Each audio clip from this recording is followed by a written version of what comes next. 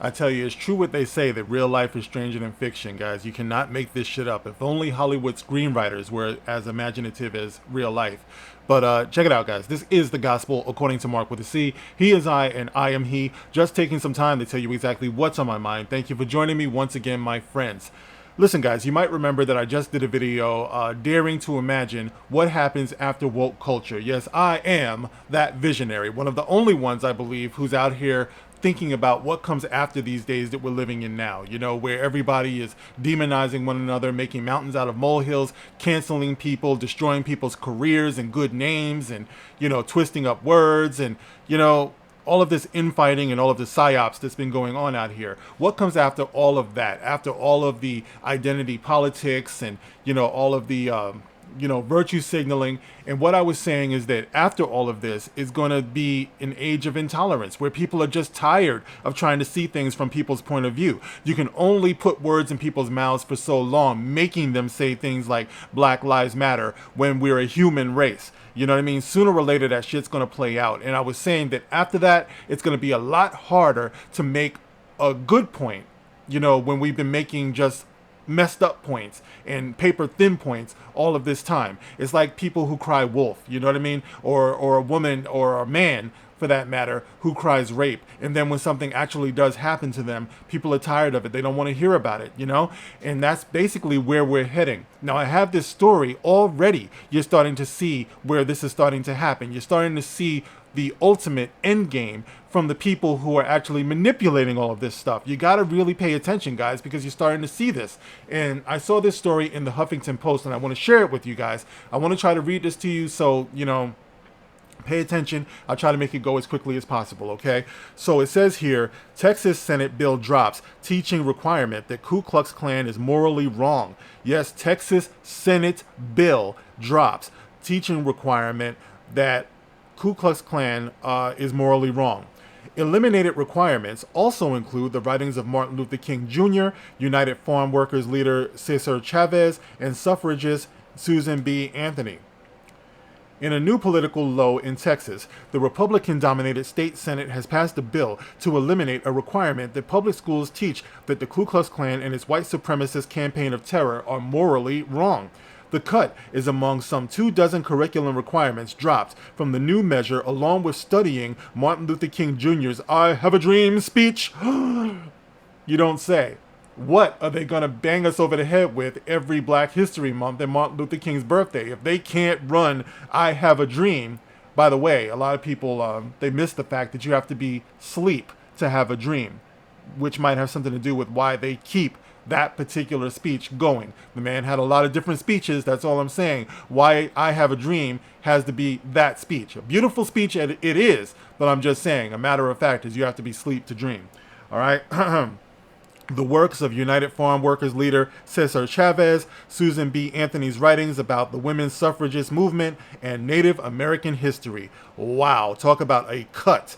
That is a deep cut. Critics say the state is promoting an anti-civics education. Senate Bill 3, passed last Friday, 18-4, drops most mentions of people of color and women from the state's required curriculum. Congratulations, you're fighting for inclusion in comic books while they're taking you out of the history books. How does that work? That includes eliminating a requirement that students be taught the history of white supremacy, including but not limited to the institution of slavery, the eugenics movement, and the Ku Klux Klan, and the ways in which it was morally wrong. The measure slices out more curriculum requirements from an already restrictive Texas education law passed last month as part of conservatives' fear-mongering about critical race theory. There it is, a framework for studying institutional racism that is rarely taught in grades K through 12 schools, as well it should not be. That's not going to change. It shouldn't be. The term critical race theory is not explicitly mentioned in either the law that passed or this current state bill. The new bill echoes language from last month's. Saw that bars teachers from requiring students to develop an understanding of the 1619 Project, which calls for a far more profound examination of the significance of slavery in American history. These are important things, guys. So all those little things that we're going crazy about these days and banging everybody over the head about, singing the Black National Anthem at football games, all of those things that I've been saying for probably over a year now are totally insignificant. Yeah, they're feel-good things, but ultimately, that's not what progression is really about. That's not what, history moving forward. It doesn't have a hell of a lot to do with these little things that we're looking for. You know what I mean? Like who's going to be a black James Bond and shit like that, and, people fighting over that. Meanwhile, they're making moves like this. This is what's really significant, okay?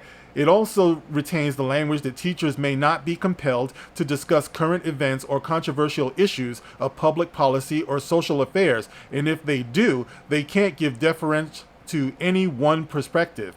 Democratic State Senator Judith Safrini attacked the Senate bill and that clause in particular as an attempt to tie the hands of our teachers.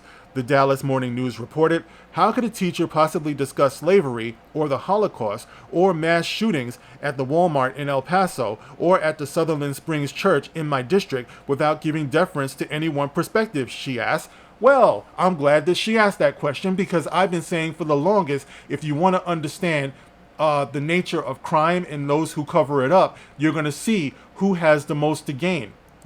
All you have to do is look at who's trying to cover up the crime. So here you have it. They're taking all of the evidence away. They're taking all of the mention of these crimes out of the curriculum. So you can't ask who is benefiting from all of this. And it isn't always who people think it is. So there it is, just more thought control. Though the new bill essentially erases the cautionary lessons to be learned from the Ku Klux Klan, Republican Lieutenant Governor Dan Patrick, Lieutenant Diane, praised the legislation for rejecting philosophies that espouse that one race or sex is better than another.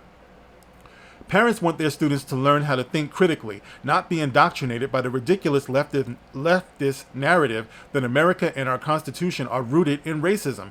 Patrick, who presides over the Senate, added in a statement, the legislation must next be considered in the House, which is also led by Republicans. The House, however, currently lacks the quorum required for any vote. Democrats fled the state earlier this month to block a new restrictive voting bill.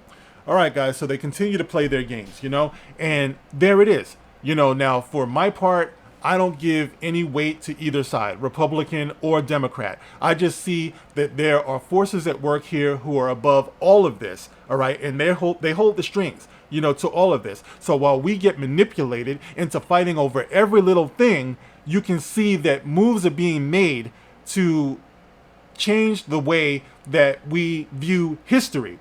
And this is what I was just talking about. History is a very important thing to know because it teaches us. It teaches us. And parents, go figure. Parents are another thing that teaches us. And those are the things that are constantly under attack. Traditional families, education, spirituality, religion, things like that. Things that go on inside the sanctity of our homes. And this is why I was just saying these are the things that need to be protected and defended, because that's what they're coming for. So we can't be allowed or manipulated into fighting one another to the point where we don't see the changes and the moves that are happening here, guys. It's dangerous because, like I said before, and like the cliche says, those who forget history are doomed to repeat it. Doomed, I say, to repeat it.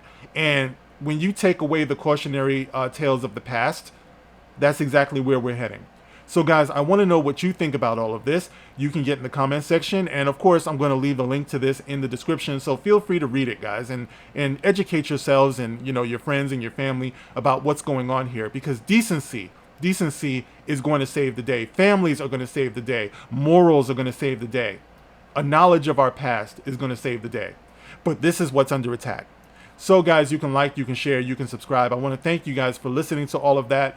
I hope that you got something out of it, and I will catch you on the next one. This is The Gospel According to Mark with a C. Rock on, and God help us all.